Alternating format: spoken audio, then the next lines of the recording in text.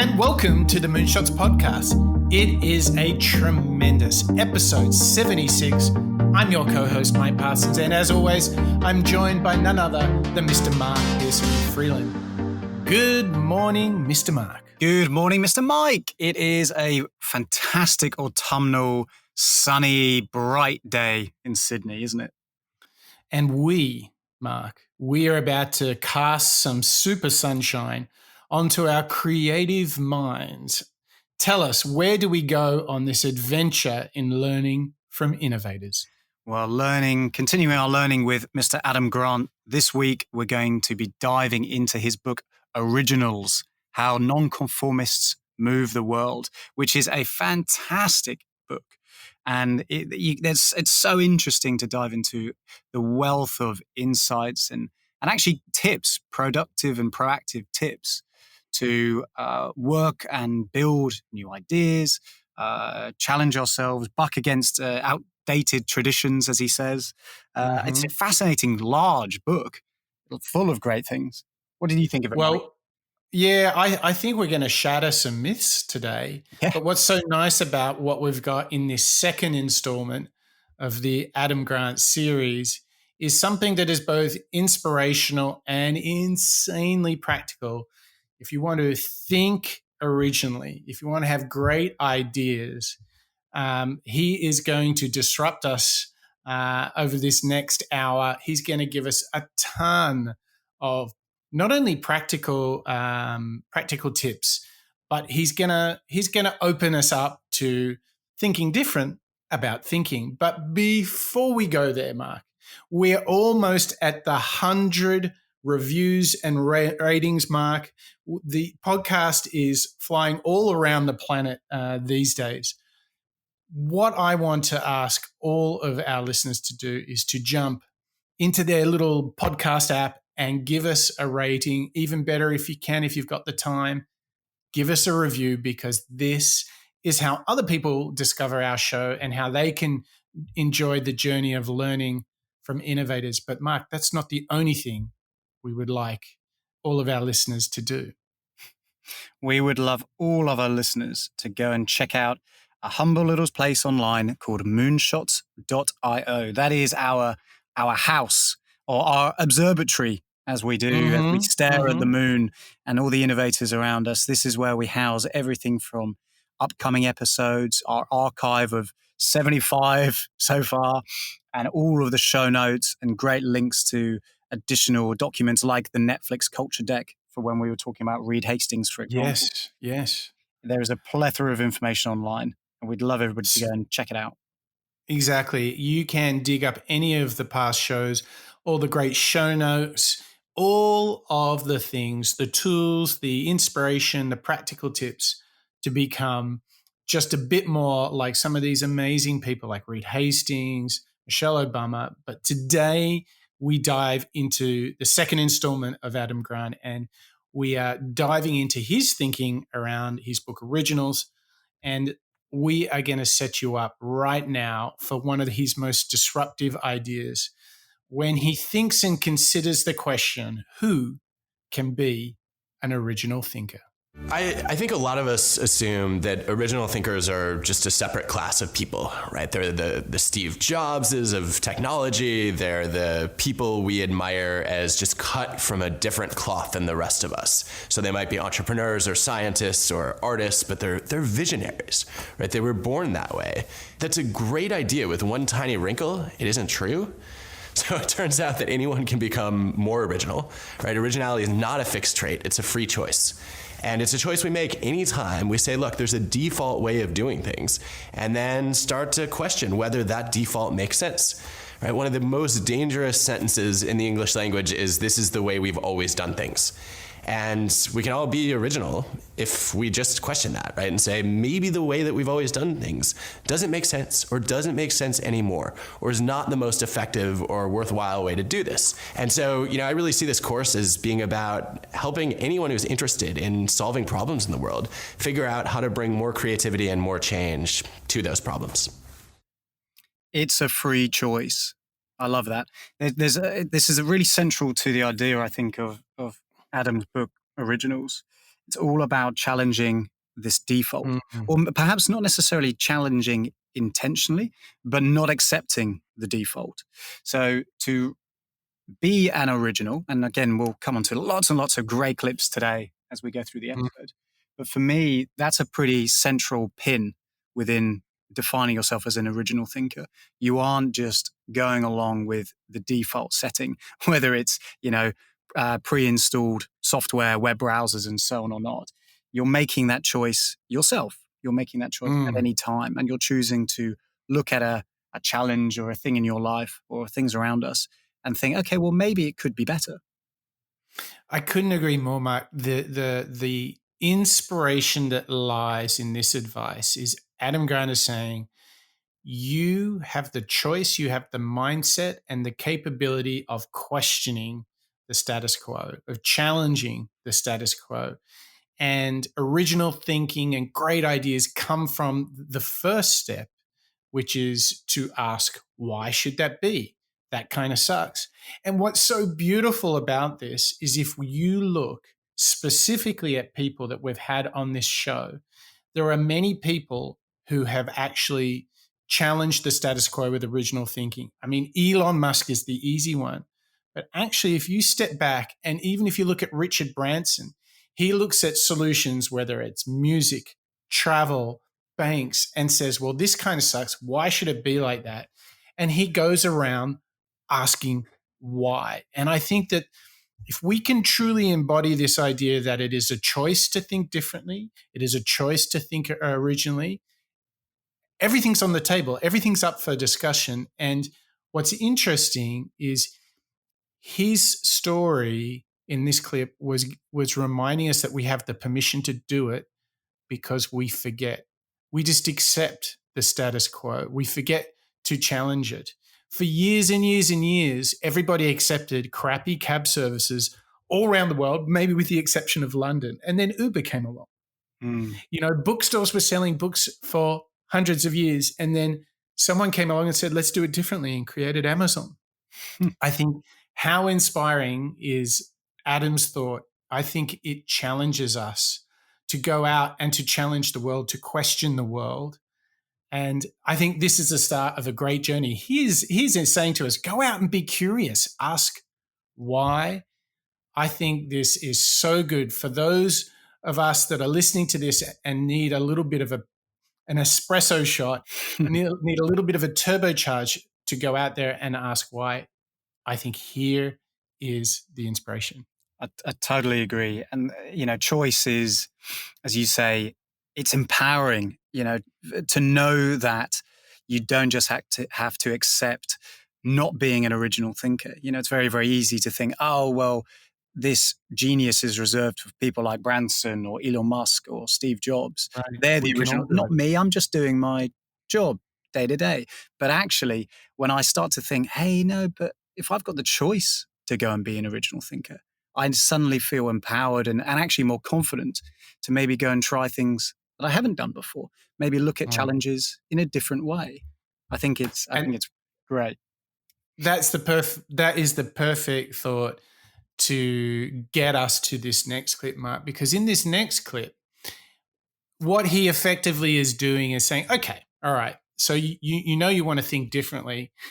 Don't for a minute think that this is a question of having one idea and that's the one.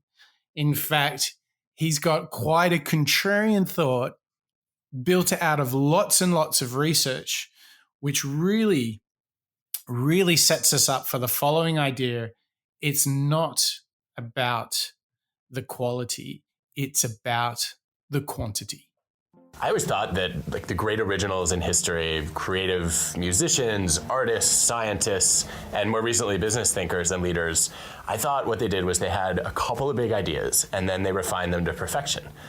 And the data tell the opposite story, that the great originals throughout history did not actually have few ideas. They had tons of them and way more than most of their peers. So if you look at musicians, for example, Mozart, Bach, Beethoven, their average hit rate is not any higher than many composers you never heard of. What differentiates them is they just came up with a lot more ideas. So 600 over 1,000 in a couple of those cases. And the reason for that is you have to generate a lot of variety to be original. And if you just come up with a few ideas, your first few are usually the most obvious.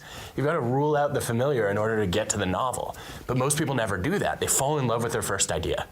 Or they end up just questioning whether they have the ability to come up with more ideas.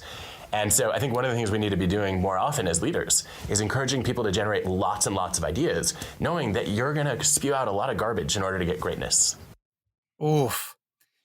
It's such a challenging idea. It's really, really challenging what we all accept nowadays as the norm. You know, quality is really what we're all striving for. We're striving rather than, wasting our time creating lots of ideas. We should actually focus on one business product or concept and refine it, work on it, tweak it, and so on. But actually what Adam's saying here is the opposite, which is go like crazy, make as much as you can, prototype and create as much as your hands can do. And then gradually you'll get out the weaker ones initially. Yeah. And then you'll find that perfect product down the line once you've iterated and prototyped a lot of ideas. I think that's great. I totally relate to that. Like, don't you find that when you're sitting down and doing some sort of brainstorming and creative thinking exercise, the first few ideas are always, let's be honest, they're kind of warm-up acts. Yeah. But what happens is you get a ton up on the board and then you start saying, oh, there's a sort of a pattern to the ones that you're drawn to, and you start combining and remixing them.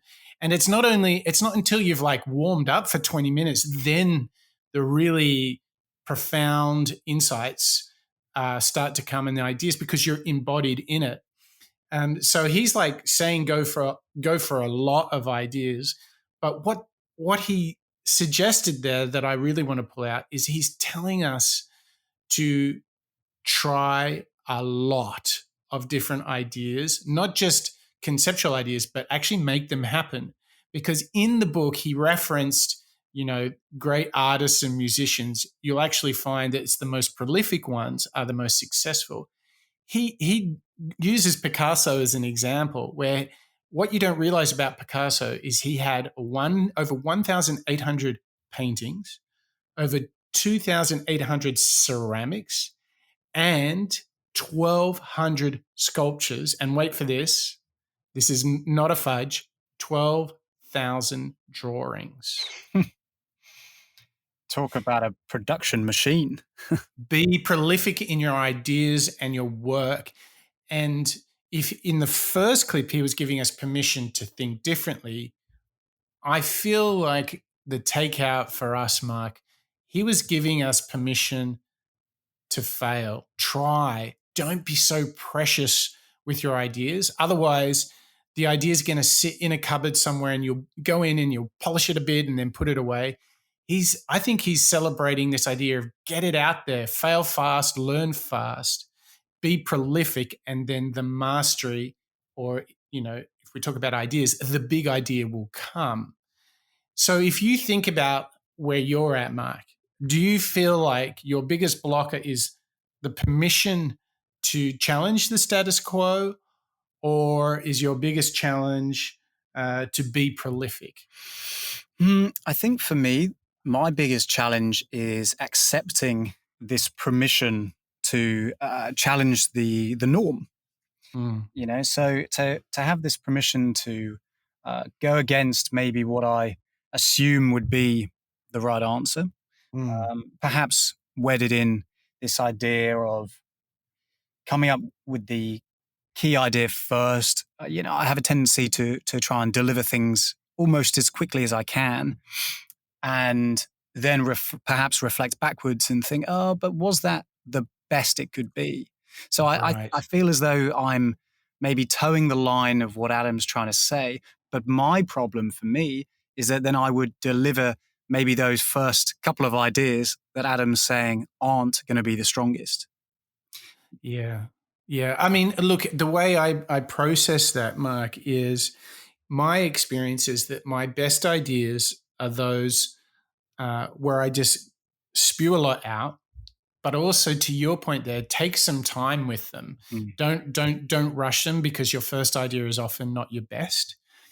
And I think this is starting to create a framework for us, because he's saying, yes, go for it, challenge the status quo, and don't be too precious when you do it. Just have a whole bunch of ideas and really blitz it.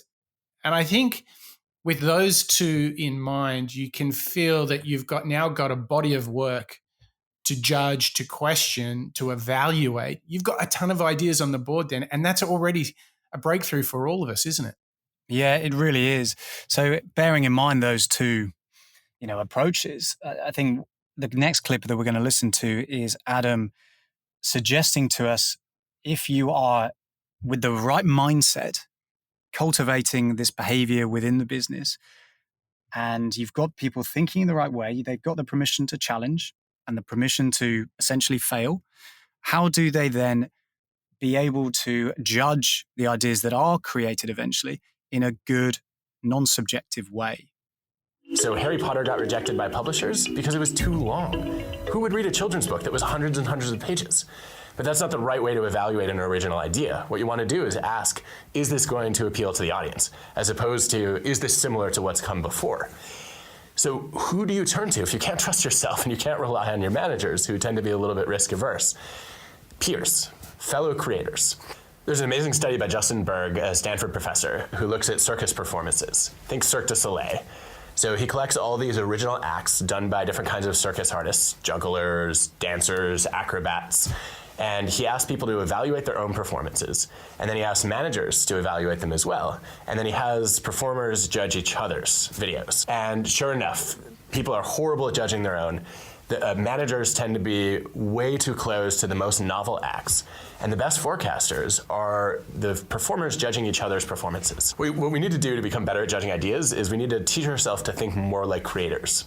So the way that Justin does this is he has people generate a few ideas of their own right before they evaluate somebody else's ideas.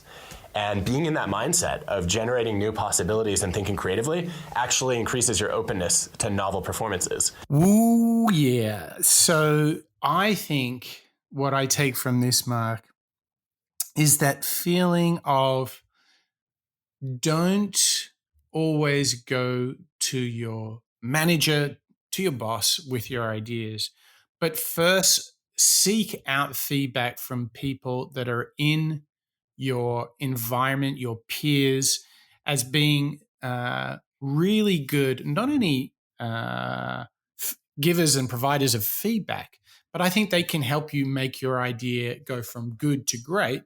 So then you can take it in a much more complete and in a much more solid fashion to all of those key stakeholders that you need to go to. And I think when I process this, what I witness a lot is people actually reluctant to share their ideas. The classic one for me is people saying, I'm not going to tell you my idea unless you sign an NDA. Mm-hmm. And anybody who's got any experience at all knows that you can have a million ideas and share them, but it's all about executing a business idea. And if you are truly sensing and feeling how to build a business, then the more people you get excited about your idea, the more fortune that comes your way.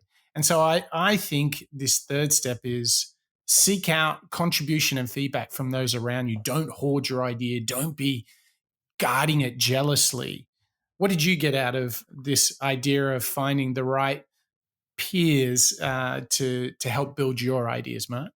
Well, similar to the last two clips, we're saying the first one was this sort of permission to challenge. Second one was, Adam telling us you have the permission to fail. Like you say, with this one, it's the permission to go and seek co-creators and collaborators to help you further the idea.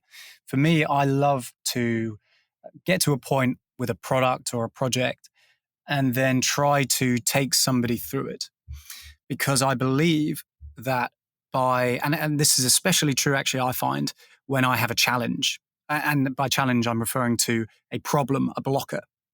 Once I raise that blocker, or once I try to describe my personal issue with it, the personal, challenge or grating or abrasion with it, I sometimes find that I figure out the answer as I'm describing the problem. Oh yeah. Do you Are know? you saying that experiences as you're actually sharing the idea, ideas start coming to literally as you're talking? Correct. Exactly. Yeah. So as Yeah. soon as you engage those parts of your brain and try to eloquently describe your idea, or perhaps it's the challenge, like I say, in a funny sort of way, your brain kicks into overdrive and it almost answers that question or that challenge as you are describing it. Once your brain is starting to put that jigsaw together, so I'm trying to tell you the idea, suddenly it clicks and I can see the big wider picture. Mm, And that's that's where I see the real value in what Adam's saying here, which is get your peers to weigh in. They'll help you judge that idea without your own personal subjective opinion spoiling it. They have fresh eyes. There's another favorite yeah. saying. I love that. A fresh set of eyes on your idea. And we're sort of, really now starting to build some of those foundational basics in how we can really give ourselves permission to think originally, and knowing that it takes time, it takes effort, it takes collaboration, it takes volume. Yeah. It takes a real lot of volume. And the interesting thing when I think about this is that giving your permission just to let any idea come out, it almost blows off the cobwebs, and then you can just produce. And then pretty soon you build a rhythm of your ideas as you type them or write them or sketch them, and then go take the best ones to your peers and get their feedback, and see that as a building exercise to go forward again. Mm. I think we've pat on the back to ourselves. I really like the flow that we've got here. It's almost like we're really going through a step-by-step guide to get the very best of Adam Grant's thinking from originals. But Mark, before we go into the second half of the show, I mean, we've got to say a big thank you to all the people that have been reviewing the show. We really do appreciate it. We also want to give a big shout out because we've popped up in all sorts of different wonderful places in the world. So just check out this, Mark. We've popped up we're looking at the top 100 charts on Chartable, and we've popped in on the top charts for the Netherlands for entrepreneurship, Austria, South Africa. We're new in Hungary, the UAE. I mean, how cool is this, Mark? I mean, who would have thought that learning from innovators would be a message that people all around the world are keen to hear, to understand, to help make the very best version of themselves? It's super inspiring, isn't it? It is. It's so inspiring when we sit back and we can see this growth and this listenership of all of you listeners checking out what we're recording every week. And it's fantastic when we start to see that reflected in charts and appearances and so on, because it just shows that it is a global conversation. There is a dialogue, even though we're recording into our mics, there is this dialogue and this desire around the world to learn from these inspiring individuals and innovators. We certainly get a kick out of it. And we're certainly glad that all of our listeners are too, which is fantastic. So I've got a bit of an idea to pitch to you, Mark. Before we go out and do a 3-part series on Gary Vaynerchuk, I'm thinking, if we want to think about mindsets and what we can learn from innovators, I want to throw out this question to you and our audience about doing a special episode on Michael Jordan, one of the greatest athletes to ever live.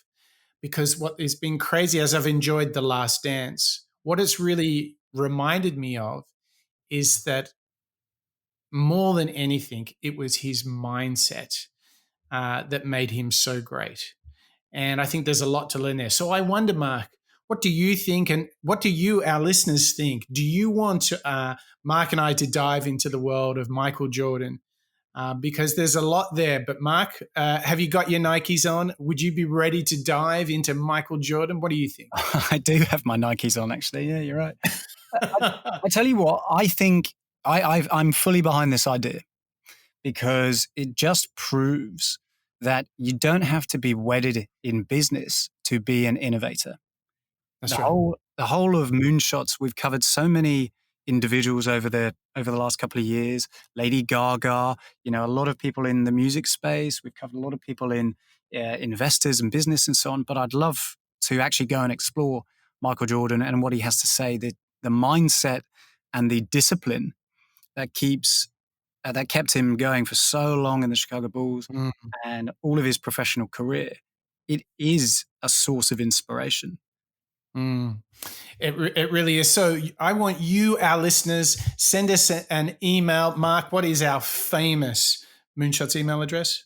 hello@moonshots.io. Tell us what you think. Michael Jordan show, yes or no?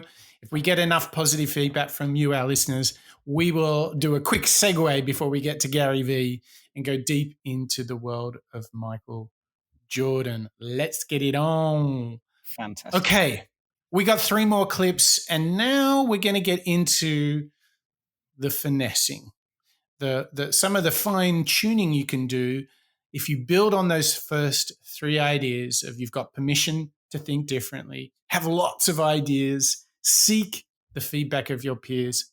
Now we're going to go into some of the finer points of original thinking. So let's have a listen to Adam Grant talking about how procrastination can play a role in original thinking. There's a very fine line between creative procrastination and laziness. And I think the biggest difference is about why you're putting off or delaying your work. So if you're putting off work because it's really difficult and unpleasant and there are many other things that you would enjoy doing, that's rarely productive. When procrastination is productive, though, is when you say, I'm working on something and it's hard and I haven't figured it out yet and I need some time to incubate. And then you're focusing on other things that I hope you're doing productively. And then when you come back to the problem you're trying to solve creatively, you may have some new ideas. I think the other big difference here is if you think about start times and finish times on tasks, what I've noticed over and over again in the data that colleagues and I have collected is that great original thinkers are often quick to start but slow to finish. So they dive into a problem early, they're excited to make progress on it, but they don't rush to complete it because they know that oftentimes the best ideas will come later when they've really had some time to reflect. And so I would say that one good strategy to follow is to try to make a bunch of progress early. And then I actually do this when I write. I will send a first draft of an article or a book chapter to somebody who I know is really slow in giving feedback. And so then I have to wait 3 weeks or so. And by the time I get the feedback, I have a ton of new perspectives and I end up rewriting much of it anyway, even if the feedback didn't tell me to. So delaying the completion of tasks is a great way to make procrastination a little more productive. Mm-hmm. Yeah, there is such a thing as being a creative procrastinator. And I do find that people who procrastinate sometimes are more likely to have original ideas than people who do everything early or everything at the last minute. There's a very effective, productive middle ground.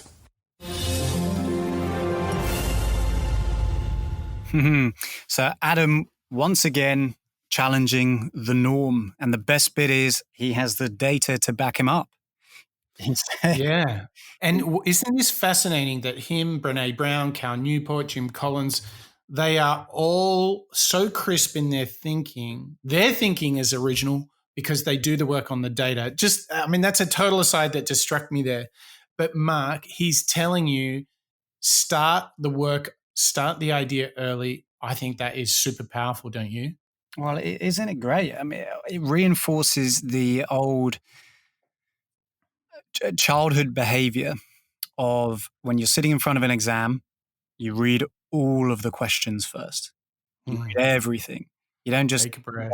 Exactly. You take a breath because actually, and this is true whether it's maths, healthcare, whatever. I know plenty of people who have done it in their lives. When you come back to a problem that you've already read, sometimes your brain's had time to sort of percolate and process, and it's come up with the answer. So building on what Adam was teaching us earlier about pushing hard early, getting all the half-baked ideas out of the way early, and then reinforcing it here by saying make that early progress and evolve based on what you've, I guess, learned up to that point. And don't be afraid to have that moment of letting it, sit around and stir inside your brain. I like this creative procrastination idea of taking stock, coming back to it, maybe even sleeping on it. We've discussed that before on the show. I get quite a lot from Adam here. What are you thinking, Mike? So I'm just trying to think of how this relates to some of my practices, because I've had this same discovery, Mark.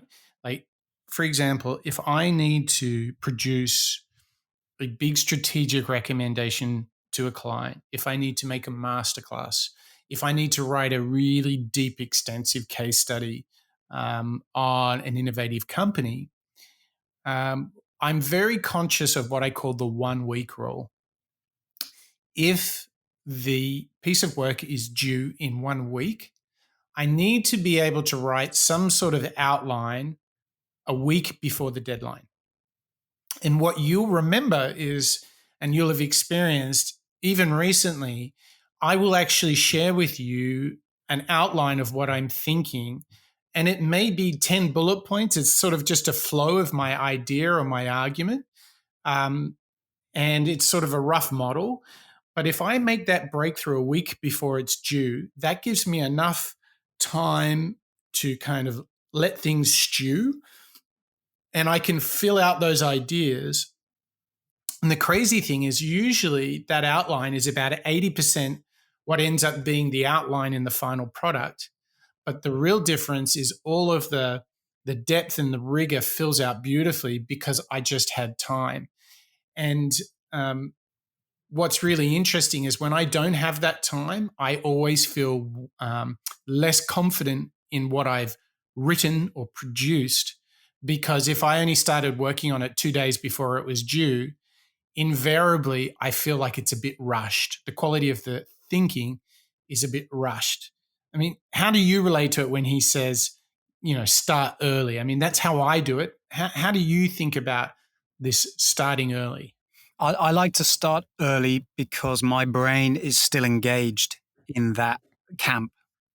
If I'm distilling your process, which you're right, I've experienced many times, what you create is a foundation or a skeleton based on that information, that meeting, that telephone video conference, whatever it might be.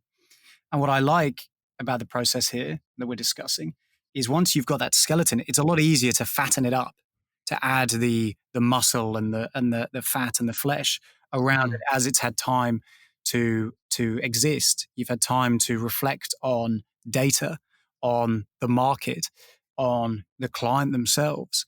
And actually, it can only get better because you've already got that foundation, which is providing the grounding of what you're going to build upon.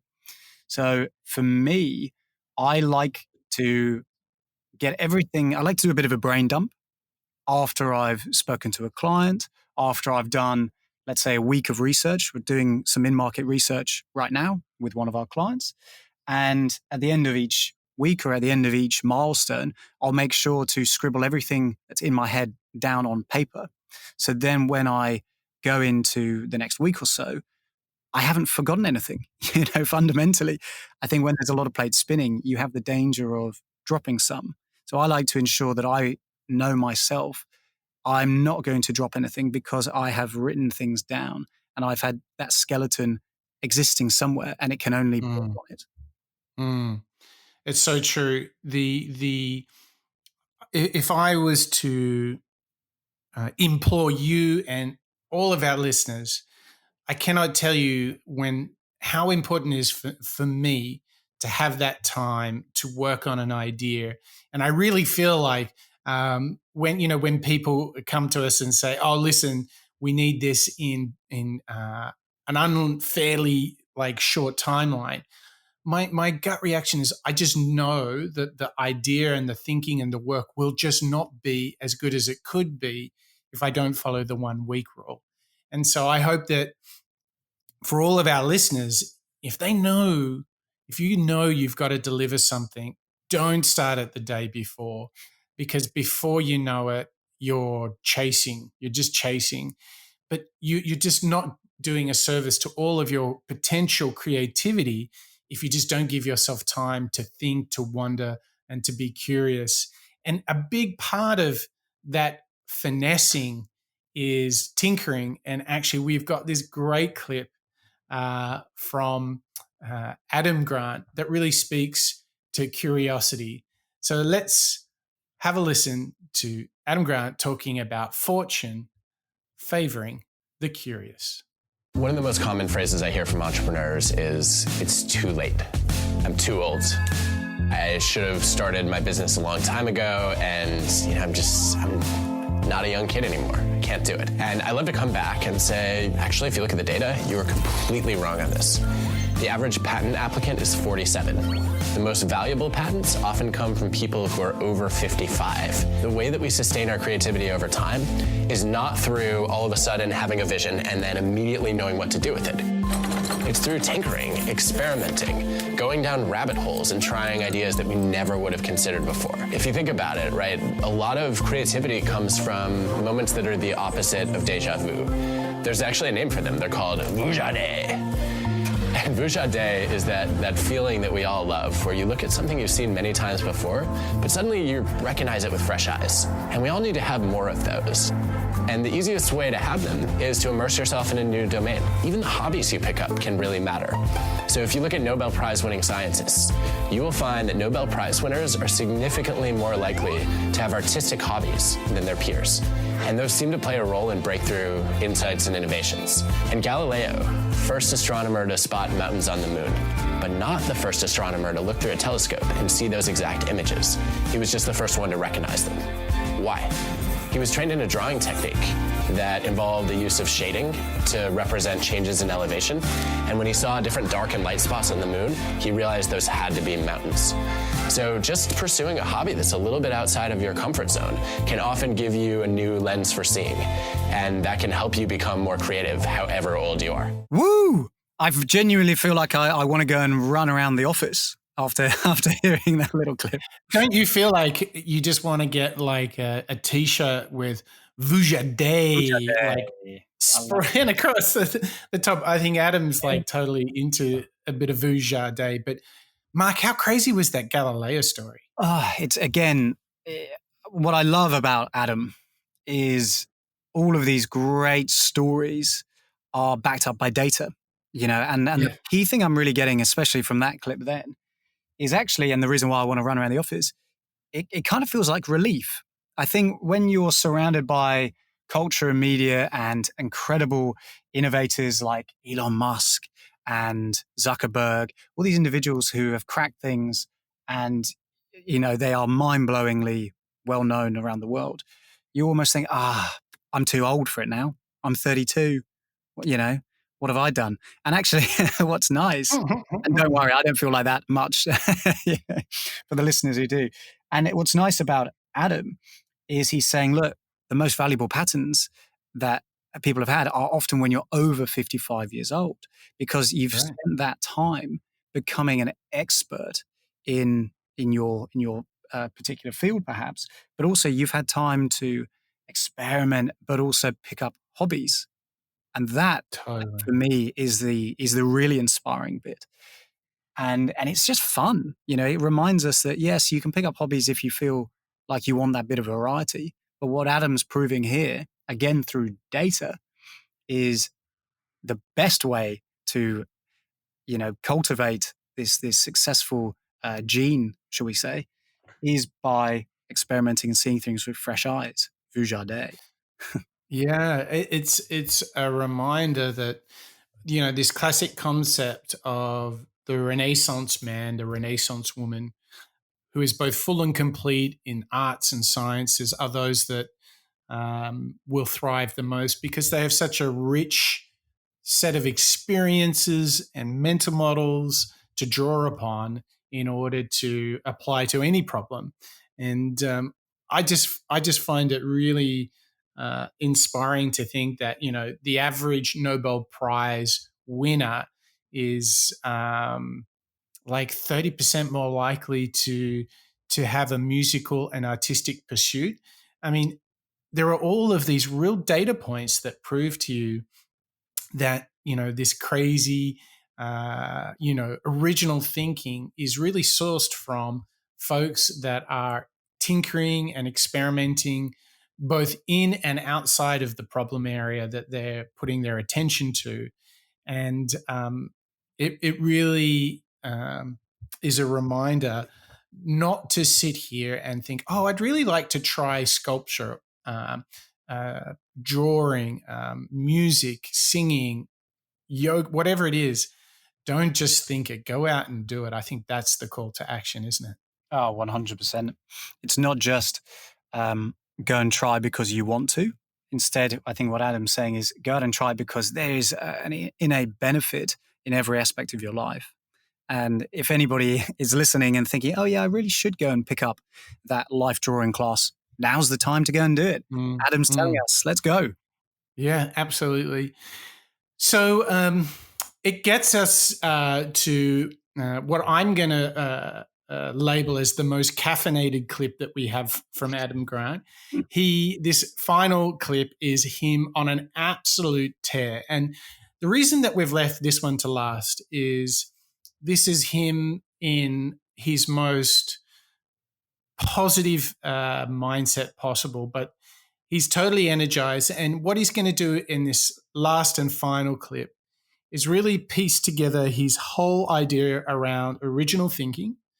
And this is the chance for everybody listening to the show to sit back and to really take in what he has to give us, because in a knowledge economy, ideas are everything. And he is giving us the chance to be original thinkers, to be agents of change. So let's get into the final clip, the very last clip of Adam Grant. I've been studying people that I come to call originals. Originals are non-conformists, people who not only have new ideas, but take action to champion them. I want to show you today 3 things I've learned about recognizing originals and becoming a little bit more like them. I had a student named Jihei who came to me and said, I have my most creative ideas when I'm procrastinating. So I challenged her to get some data. She goes into a bunch of companies. She has people to fill out surveys about how often they procrastinate. Then she gets their bosses to rate how creative and innovative they are. Here are our results. You actually do see that the people who wait till the last minute don't have any new ideas. And on the flip side, the people who race in are in such a frenzy of anxiety that they don't have original thoughts either. There's a sweet spot where originals seem to live. Why is this? To find out, we asked people to generate new business ideas, and some of them are asked to do the task right away. Others we randomly assigned to procrastinate by dangling Minesweeper in front of them for either 5 or 10 minutes. The moderate procrastinators are 16% more creative than the other 2 groups. Procrastination gives you time to consider divergent ideas.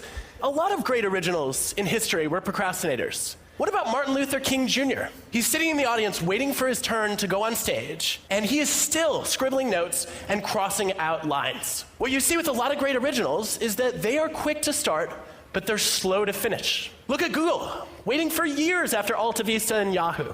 Look at Facebook, waiting to build a social network until after MySpace. To be original, you don't have to be first. You just have to be different and better.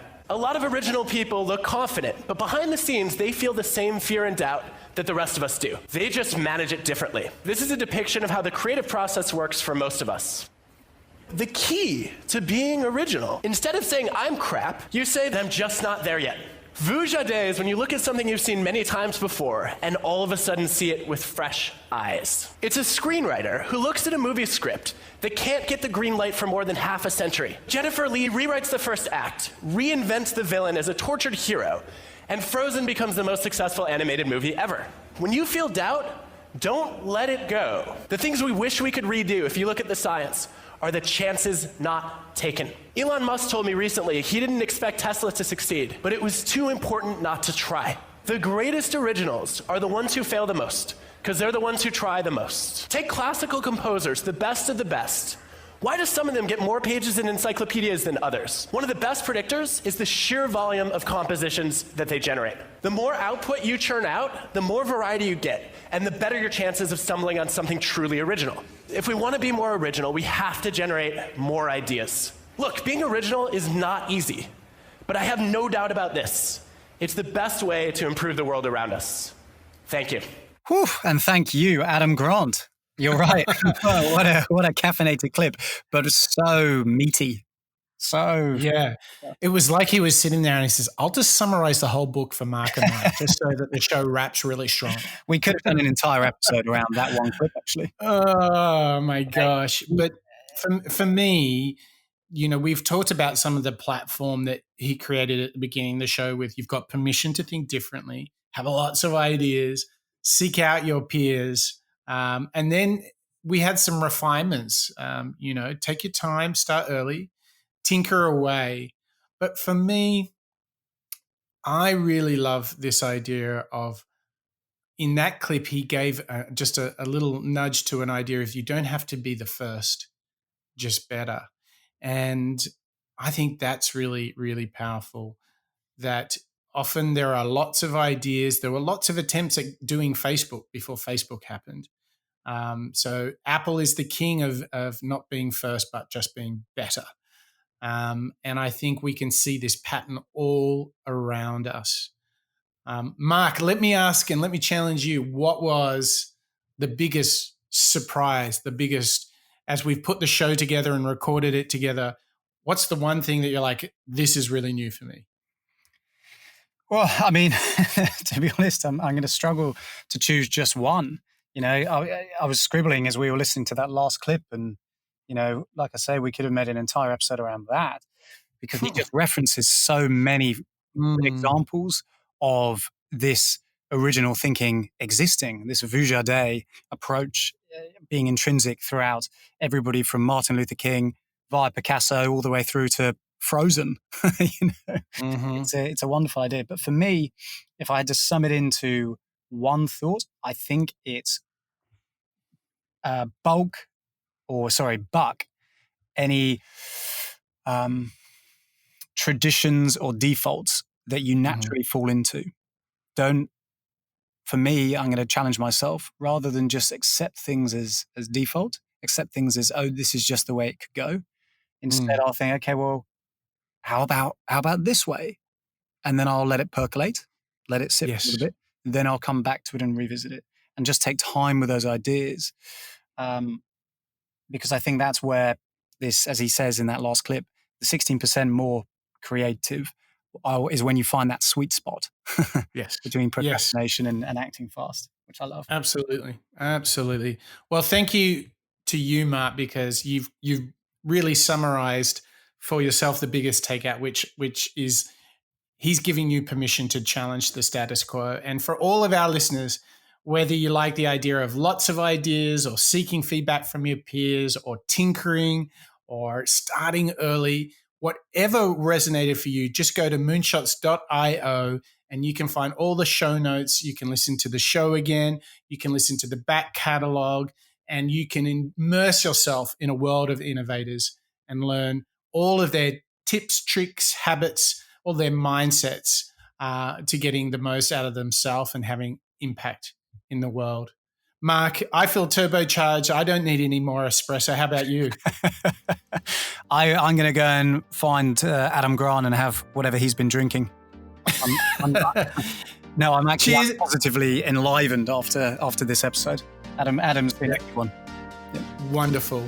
So we're all turbocharged here at the Moonshots Podcast. We hope you, our listeners, all over the world, we're so grateful for your emails, for all your love on social, for all your reviews and ratings. Make sure you hit moonshots.io to give us any feedback that you want. It's been great having you, Mark. It's been great to share Adam Grant, our second part of the series, with all of our listeners. We've got one more left, so stay tuned. But for now, that's the Moonshot Podcast, and that's a wrap.